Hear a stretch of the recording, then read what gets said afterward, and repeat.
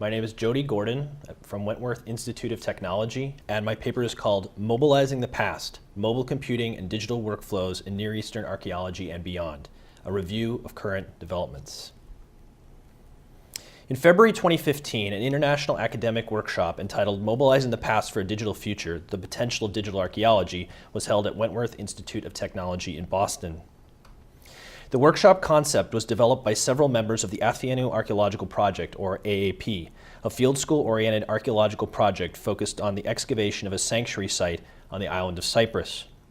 The idea for the workshop emerged during 2011, when the AAP first experimented with mobile devices for recording excavation data via a digital notebook, which involved a DIY system of data acquisition utilizing Apple iPad tablet computers and a suite of apps. The initial data recording results showed potential in terms of their quality and quantity, but as the project transitioned to a hybrid paper and digital system, many logistical, procedural, curatorial, and interpretive questions emerged concerning the efficacy of creating born digital data sets. Thus, in 2013, AAP applied for an NEH grant aimed at convening a workshop that would bring together a diverse group of archaeologists to share their views on the benefits and challenges associated with using digital and mobile archaeological systems. Our goal was to convene a, quote, forum where we can begin to establish best practices and protocols for mobile computing in digital archaeology, and to address the following pertinent questions. Quote, how do these new methods affect the collection and interpretation of data? What resources are currently available, and what is needed to establish a set of best practices for mobile, tablet-based archaeological recording? What are the current models for the design and implementation of site-specific apps, and what is the potential for open access availability, end quote. And quote, how do new digital technologies impact public outreach and the broader humanities, end quote. Once we received our grant approval and began workshop planning, however, the list of topics expanded to include broader concerns in so-called digital archaeology, which we have come to define as the, quote, use of computerized, especially internet-connected and portable, tools and systems aimed at facilitating the documentation, interpretation, and publication of material culture. This paper's goal is to offer some insights on the state of the field in digital archaeology based on both the discourse from the Mobilizing the Past workshop and the recently published workshop proceedings, Mobilizing the Past for a Digital Future, The Potential of Digital Archaeology, published by the Digital Press at the University of North Dakota. Today we would like to highlight some of the methodological trends and scholarly concerns that emerged from the workshop's papers. We've organized our thoughts according to three major spheres of activity in digital archaeology: tools, systems, and methods of publication. For each topic, we highlight the key developments that are occurring and how these changes are affecting digital archaeology's development. We examine many of the questions that prompted us to convene the Mobilizing the Past workshop, while also admitting that our hoped-for best practices manual was not only impossible to assemble, but also was undesirable. Lastly, we will briefly discuss Sean Graham's recent distant reading of the workshop volume, which illustrates how digital archaeologists' concerns have changed over the short term. Overall, we show that even as the use of digital tools becomes more ubiquitous, there still appear to be many ways to practice digital archaeology, and that each one should be debated by stakeholders engaged with a range of logistical, structural, interpretive, and social concerns. The first major topic that emerged at Mobilizing the Past was a focus on how digital tools, and especially portable devices, have enhanced how archaeological data is acquired, streamlined, manipulated, and shared. For most projects, the single most important tool that has emerged is the robust and Wi-Fi enabled portable tablet computer, such as Apple's iPad or Samsung's Galaxy Tab. These devices and their associated apps have revolutionized the way that archaeological data, in its form of diaries, context sheets, drawings, and photography, can be collected and shared. Mobilizing the Past showed that several projects followed the lead of the Pompeii Archaeological Project Porta Stabia, PARP-PS, one of the first projects to shift to so-called paperless on-site workflows that eschewed paper sheets in preference for born digital data collection via tablets. For example, the Athienou Archaeological Project began to record all daily notes on iPads using Apple's Pages app. The Pompeii Quadriporticus Project used iPad to document structures by annotating imagery in iDraw, and the Ancash Regional Archaeological Project in Peru developed a FileMaker Go database that allowed them to record data into streamlined context sheets. Such projects all used off-the-shelf apps within largely DIY or do-it-yourself data recording systems. However, other projects, such as the Pila Kutsa-Petria Archaeological project in Cyprus, developed bespoke iPad apps that could record their project-specific data types and workflows. The Forum MMX project at Castelló, Spain, developed an even more advanced nexus of tools and apps, wherein a smart pen was used to write down archaeological data on paper context sheets that was then transmitted via OCR and Bluetooth to a smartphone equipped with a bespoke app that could subsequently send information via a cellular signal to lab-based databases. Such projects illustrate the creative approaches that have emerged as archaeologists have integrated new technologies into their field data recording systems. Mobilizing in the past also revealed that other types of digital tools have emerged that are transforming how archaeologists engage in survey, mapping, and other forms of remote sensing. Steve Wernke's research in the Peruvian Andes showed how unmanned aerial vehicles, or UAVs, are being used to take aerial photographs of Incan village sites and sections of the Royal Road system. This imagery is processed in novel software such as Agisoft Photoscan, which can provide rectified 3D orthophotos of sites in a fraction of time that they would take to survey conventionally.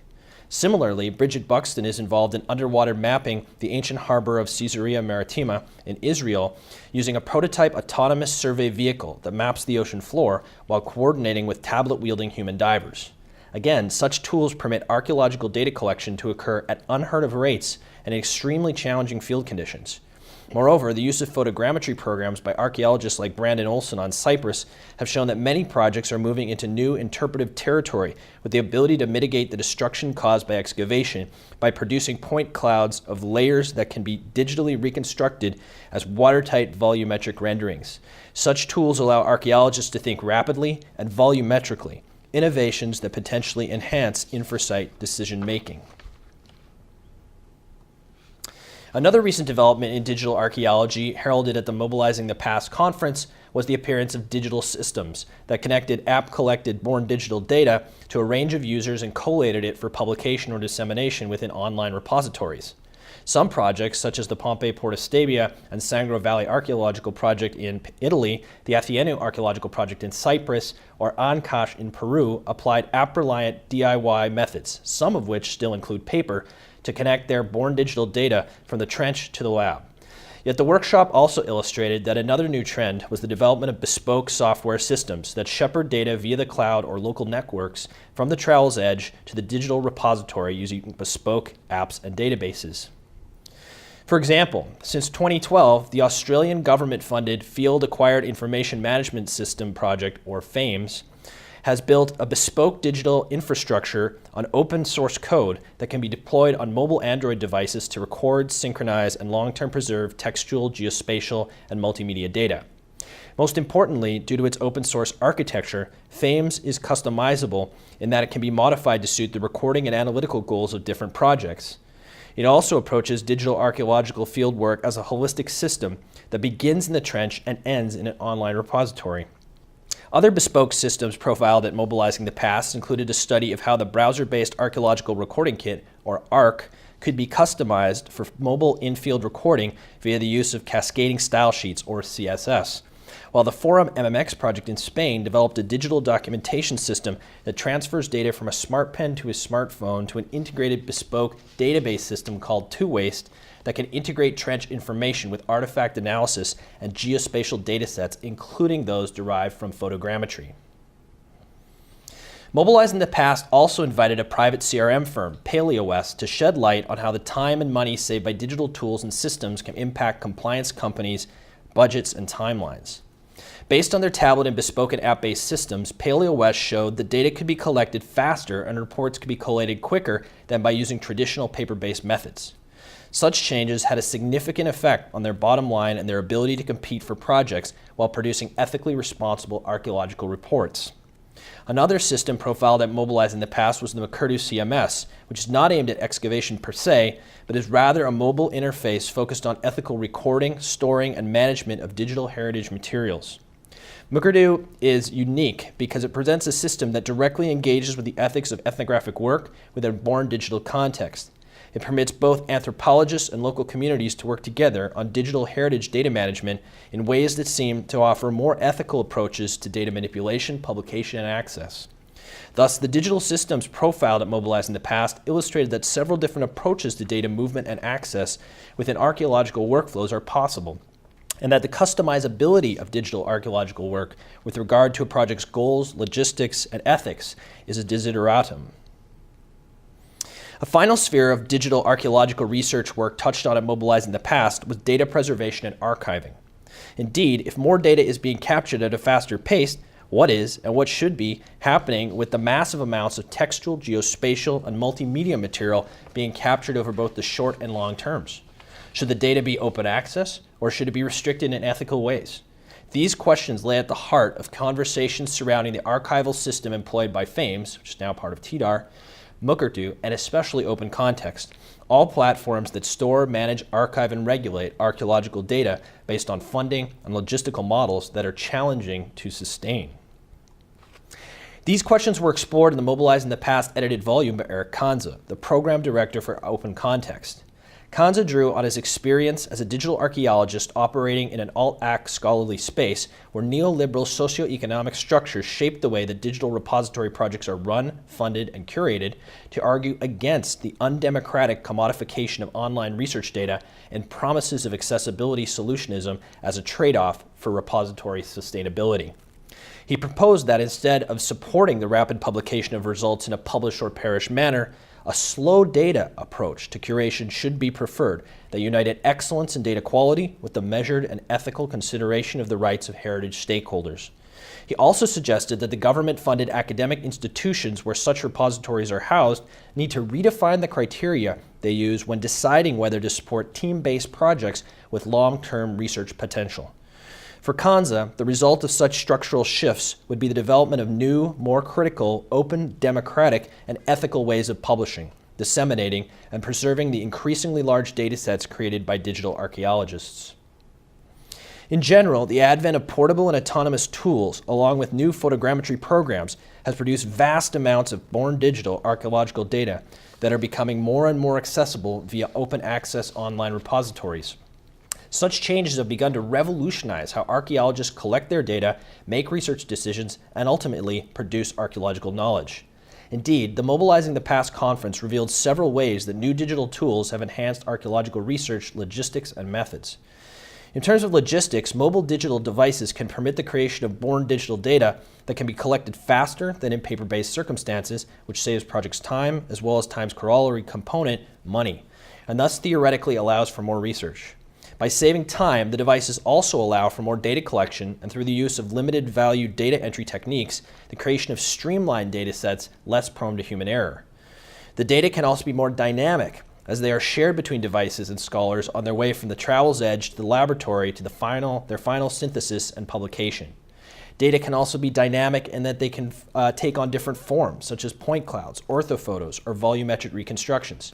Finally, the data can be better preserved via content mirroring and can be disseminated in inclusive ways.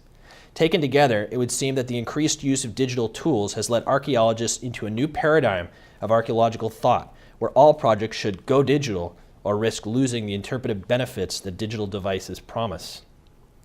Yet, when we, as the workshop organizers, had a chance to reflect on how digital tools were affecting recent practices in the introduction to the conference proceedings volume, we realized that, far from operating within a Newtonian paradigm, the participants in Mobilizing the Past were engaged in a process, a methodological change aimed at discovering how digital tools could best be harnessed to provide not only more robust data sets, but also those that might result in better archaeological interpretations and enhance different projects' goals and logistics. As with all processes, certain changes can have a positive effect on archaeology, while others might not be so beneficial. Hence, Kanza's call for a slow and critical approach to digital data curation was not a call in the dark. Bill Carahar, in his Slow Archaeology presentation, also felt a tension within digital archaeological field practice and called for a fieldwork approach that included digital tools, but not without a discussion of how the quasi-Taylorist approaches to data collection that digital tools engender affect the creation of archaeological knowledge.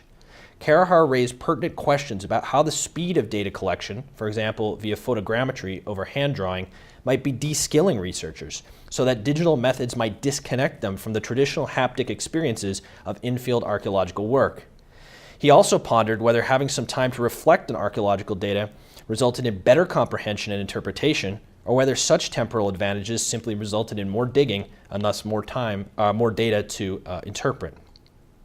Indeed, the question of whether digital tools really provide better data as opposed to different data was an issue that was frequently addressed throughout the workshop and that will likely be grappled with for years to come.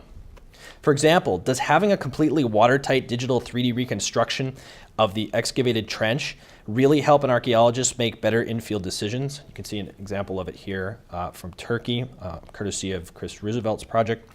Do such methods result in better interpretations of what happened in the past? Although it's extremely difficult to measure such developments, it's clear that digital tools are being inserted in traditional workflows in increasingly creative ways that do challenge the way archaeologists interpret the past. We may not be in a completely new digital paradigm yet, but we are all being forced to engage with what Stephen Ellis, director of the Pompeii Porta Stabia project, referred to as the digital filter, and the data it transforms. The Mobilizing the Past workshop definitely showed that we are all digital archaeologists, at least to some extent. Yet the bigger question that remains is, where do we go from here? This question was tackled by the volume's 2 respondents, neither of whom attended the workshop in person, who were invited to discuss the workshop proceedings, Morag Kersel and Adam Rabinowitz. Kersel, as a peripheral user of digital tools, pointed out that one disturbing trend detected in several workshop papers was that few projects discussed their publication goals. Instead, archaeologists remained fixated on data collection and fieldwork efficiency. She also highlighted the glaring low number of women who were involved in digital archaeological work, yet I should point out, happily, that the lead on the Mobilizing the Past project was a woman, Erin Walcek Averett. She also pointed out how the cost of and access to hardware might contribute to recolonizing archaeology. For Kersel, there are several issues confronting digital archaeology that touch on the discipline's basic ethics that need to be reconciled.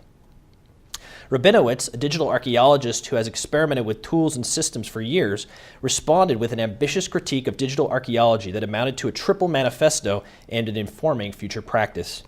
He recognized that truly amazing things were happening in terms of archaeologists' ability to marshal data in faster, more streamlined, and sometimes more inclusive ways.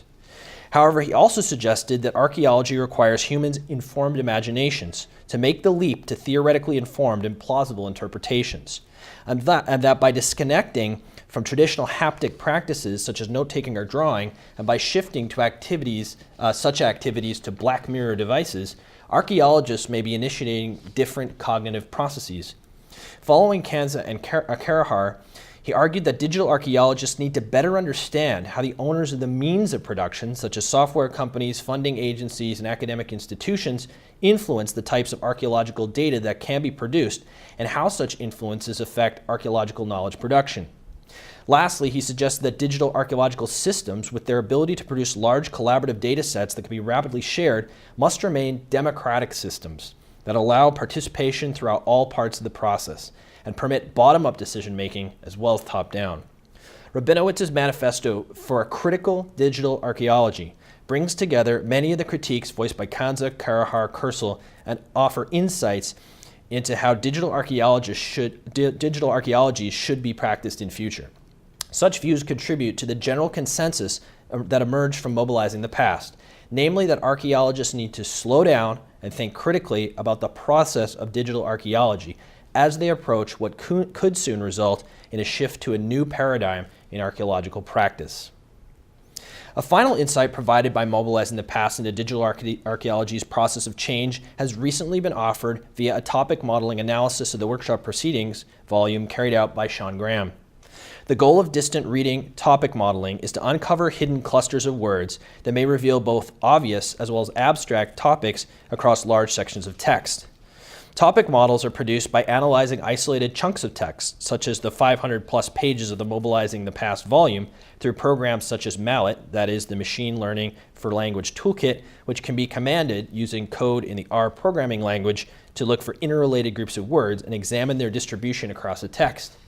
Through this process, Graham was able to isolate 30 topics, such as, quote, digital archaeological tools, past methods, or, quote, data projects, time, use, new, end quote, that seemed to cluster at different points across the volume.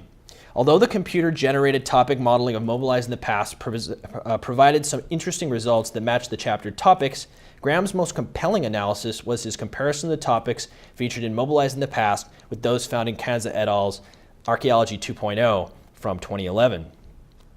By generating a topic model across both ebooks, Graham illustrated that although archaeologists' concerns seem to have changed, the volumes seem to complement each other. For example, when the 2011 volume focused more on university press, the 2016 volume revealed topics like social media. When the 2011 volume focused more on web open content, the 2016 volume emitted mobile research. When the 2011 volume focused more on documentation platforms, the 2016 volume expressed social knowledge. Again, these are distant reading trends generated by a computer program that require human imaginations to really make sense of them. Nevertheless, from Graham's analysis, and based only on these highlighted words, it seems that some of the major concerns revealed by the Mobilizing the Past conference in 2015 are different than those previously expressed. In short, we are seeing a transition to a digital archaeology that is more concerned with being mobile, participatory, social, and ethical than it was 5 years ago, when the concerns seem to have been more focused on moving from paper to digital recording and defining what digital archaeology is. We would like to sum up this paper with a few final observations on where digital archaeology is going based on our experience as organizers of Mobilizing the Past.